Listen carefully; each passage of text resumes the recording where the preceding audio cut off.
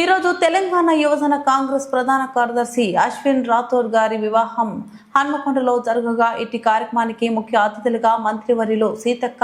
కుమారులు, కోడలు, రాష్ట్ర యూత్ ప్రధాన కార్యదర్శి కుంజ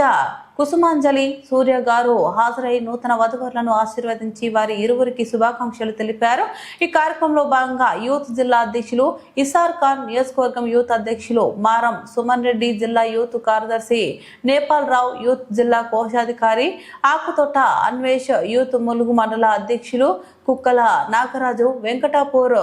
రామప్ప, యూత్ మండల అధ్యక్షులు Kottekolla Venkatesh Yadav, youth working president Bandi Madhu, Mulugu youth ఉపాధ్యక్షులు కాసల్ల